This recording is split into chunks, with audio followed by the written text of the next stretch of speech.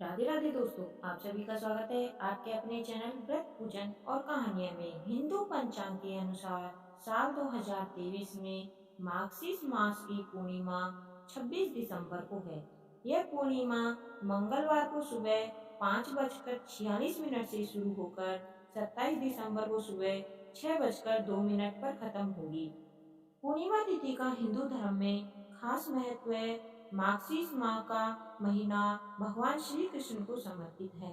पौराणिक मान्यताओं के मुताबिक मार्गशीर्ष महीने से ही सतयुग का दौर शुरू हुआ था।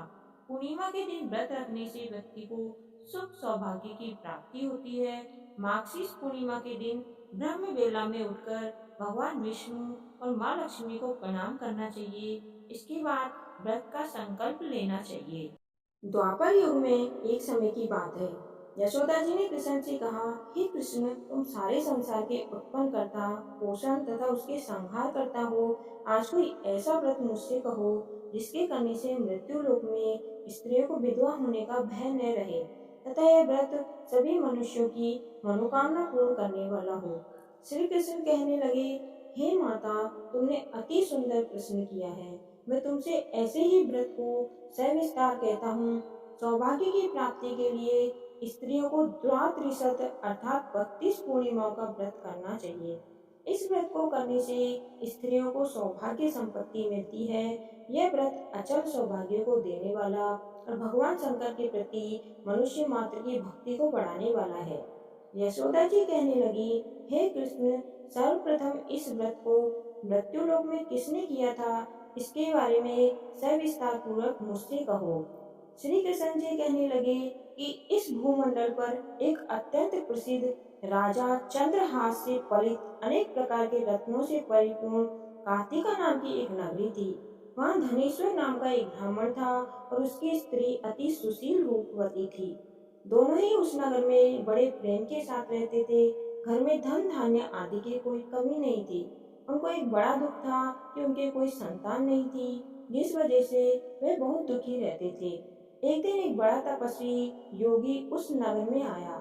वह योगी बाकी सभी घरों में भिक्षा मांगकर भोजन किया करता था, लेकिन उस ब्राह्मण के घर से भिक्षा नहीं मांगा करता था। एक दिन योगी गंगा किनारे भिक्षा मांगकर प्रेम पूर्वक खा रहा था कि धनेश्वर ने योगी को यह सब करते देख लिया। इस अनादर से दुखी होकर धनेश्वर योगी से बोले, और सभी घरों में आप भिक्षा लेते हो, परंतु मेरे घर की भिक्षा कभी नहीं लेते हो, इसका क्या कारण है?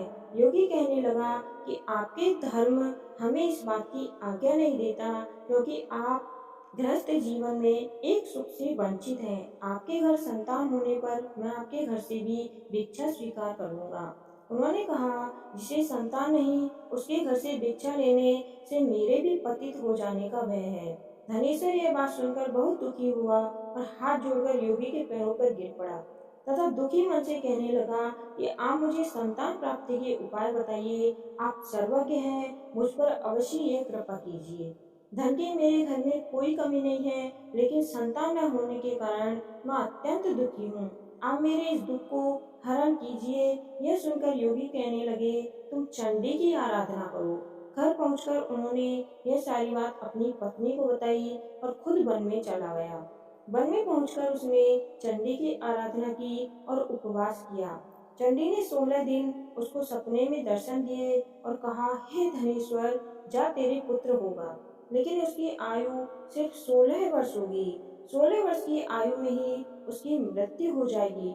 अगर तुम दोनों स्त्री और पुरुष 32 पूर्णिमाओं का व्रत करोगे तो यह दीर्घायु हो जाएगा। जितना तुम्हारा सामर्थ्य हो उतने आंचे के दिए जलाकर शिव जी का पूजन करना, लेकिन पूर्णमासी 32 ही होनी चाहिए। सुबह होते ही तुम्हें इस स्थान के पास एक आम का पेड़ दिखाई देगा। उस पर चढ़कर एक फल तोड़कर अपने घर चले जाना। अपनी स्त्री का इस बारे में बताना। सुबह स्नान होने के बाद वह स्वच्छ होकर शंकर जी का ध्यान करके उस फल को खा ले। तब शंकर भगवान की कृपा से उसको गर्व हो जाएगा। जब ब्राह्मण सुबह उठा तो उसे उस स्थान पर आम का पेड़ दिखाई दिया और वह उसे फल तोड़ने के लिए चढ़ा, लेकिन पेड़ पर चढ़ ही नहीं पा रहा था। यह देखकर उसे बड़ी चिंता हुई। उसने भगवान गणेश की उपासना की और कहा, हे दयानिधे, अपने भक्तों के विघ्नों का नाश करके उनके मंगल कार्य को करने वाले, दुष्ट का नाश करने वाले, रिद्धि सिद्धि देने वाले, आप मुझे इतना बल दें कि मैं अपनी मनोकामना पूर्ण कर सकूं। इसके बाद वह पेड़ से फल तोड़कर अपनी पत्नी के पास पहुंचा। उसकी पत्नी ने अपने पति के कहे अनुसार इस फल को खा लिया और वह गर्भवती हो गई। देवी की कृपा से उसे बहुत सुंदर पुत्र पैदा हुआ। उसका नाम उन्होंने देवीदास रखा। माता पिता के हर्ष और शोक के साथ वह बाल बढ़ने लगा। भगवान की कृपा से बालक बहुत ही सुंदर था, सुशील, पढ़ाई लिखाई में भी बहुत ही निपुण था। दुर्गा जी के कथनानुसार उसकी माता ने 32 पूर्णमासी का व्रत रखा।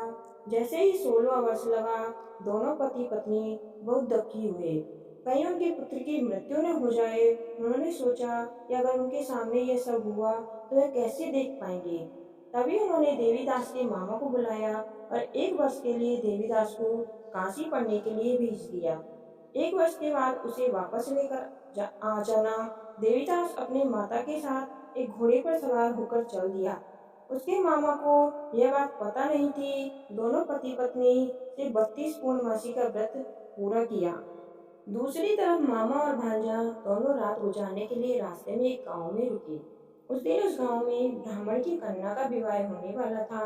जिस धर्मशाला में वर और बारात के बाकी लोग रुके हुए थे, उसी धर्मशाला में देवीदास और उसका मामा ठहर गए।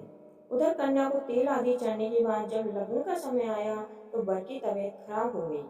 वर के पिता ने अपने परिवार वालों से विचार विमर्श करके कहा कि यह देवीदास मेरे पुत्र जैसा ही है, मैं इसके साथ लगन करा दूं और बाकी बाद में सारे काम मेरे बेटे के साथ पूरे हो जाएंगे। ऐसे कहने के बाद वर के पिता देवीदास को मांगने के लिए उसके मामा के पास गए। उन्होंने सारी बात बताई। मामा ने कहा कि कन्यादान से जो कुछ भी मिलेगा वो हमें दे दिया जाएगा। वर के पिता ने बात स्वीकार कर ली। इसके बाद देवीदास का विवाह कन्या के साथ संपन्न हो गया। इसके बाद वह अपनी पत्नी के साथ भोजन न कर सका। मन में विचार करने लगा कि न जाने ये किसकी पत्नी होगी। यह सोचकर उसकी आंखों में आंसू आ गए। तब वधू ने पूछा कि क्या बात है, आप उदास क्यों हो। तब उसने सारी बात पत्नी को बता दी। तब कन्या कहने लगी, यह ब्रह्म विवाद के विपरीत है। आप ही मेरे पति हैं, मैं आपकी ही पत्नी रहूंगी, किसी अन्य की कभी नहीं। तब देवीदास ने कहा, ऐसा मत करिए क्योंकि मेरी आयु बहुत कम है। मेरी बात आप पर क्या होगा। लेकिन उसकी पत्नी नहीं मानी और बोली, स्वामी आप भोजन कीजिए। दोनों रात में सोने के लिए चले गए। सुबह देवीदास ने पत्नी को 4 नगों से जड़ी एक अंगूठी दी और एक रुमाल दिया और बोला, हे प्रिय, इसे लो और संकेत समझकर स्थिर चित्त हो जाओ। मेरे मरण और जीवन जानने के लिए एक पुष्प वाटिका बना लो। इसमें सुगंधित वाली एक नवमल्लिका लगा लो। उसको प्रतिदिन जल से सींचा करें और आनंद के साथ खेलो कूदो। जिस समय और जिस दिन मेरा प्राणांत होगा उस दिन यह फूल सूख जाएंगे। जब यह फिर से हरे हो जाएं तो जान लेना मैं जीवित हूँ। यह समझकर वह वहां से चला गया। इसके बाद जब वर और बाकी बारात मंडप में आए तो कन्या ने उसे देखकर कहा, यह मेरा पति नहीं है, मेरे पति वह है जिसके साथ रात में विवाद हुआ है। इसके साथ मेरा विवाह नहीं हुआ। अगर यह वही है तो यह बताए कि मैंने इसके क्या दिया। साथ ही कन्यादान के समय को आभूषण मिले उन्हें दिखाएं। कन्या की ये सारी बातें सुनकर वह कहने लगा कि मैं ये सब नहीं जानता। इसके बाद सारी बारात भी अपमानित होकर लौट गई। भगवान कृष्ण बोले, हे माता, इस प्रकार देवीदास काशी चला गया। कुछ समय बीत गया तो एक सर्प उसे डसने के लिए वहां आया, लेकिन वह उसको काट नहीं पाया क्योंकि उसकी माता ने पहले ही 32 पूर्णिमा का व्रत कर लिए थे। इसके बाद खुद काल वहां पहुंचा। भगवान की कृपा से तभी वहां माँ पार्वती और भगवान गणेश आ गए।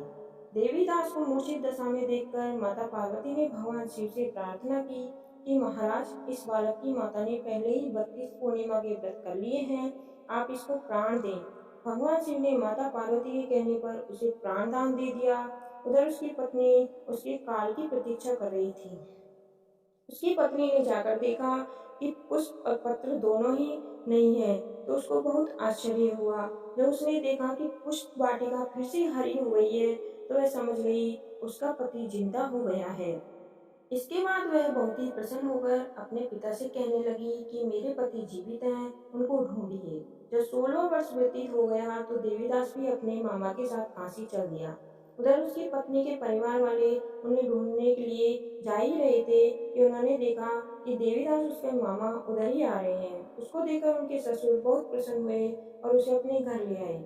वह सारा बगर इकट्ठा हो गया और कन्या ने भी उन्हें पहचान लिया। देवीदास ने उनके इस बाद अपनी पत्नी और मामा को लेकर वहां से चल दिए। उधर ससुर ने भी उन्हें बहुत सारा धन दहेज दिया। जब वह अपने घर की तरफ चल रहे थे तो उसके माता पिता को लोगों ने खबर कर दी, तुम्हारा पुत्र देवीदास अपनी पत्नी और मामा के साथ आ रहा है। ऐसा सुनकर पहले तो उन्हें विश्वास नहीं हुआ, लेकिन जब देवीदास आया तो उसने अपने माता पिता के पैर छुए तो देवीदास के माता पिता ने उनका माथा चूमा और दोनों को अपने सीने से लगा लिया। दोनों के आने की खुशी में धनेश्वर ने बहुत दान दक्षिणा दी और ब्राह्मणों को भी जिमाया। श्री कृष्ण जी कहने लगे कि इस तरह धनेश्वर को 32 पूर्णिमा के व्रत के प्रभाव से संतान प्राप्त हुई। जो स्त्रियां इस व्रत को करती हैं वह जन्म जन्मांतरों तक वैधव्य का दुख नहीं भोगती हैं और सदैव सौभाग्यवती रहती हैं। यह मेरा वचन है। यह व्रत संतान देने वाला और सभी मनोकामनाओं को पूर्ण करने वाला है।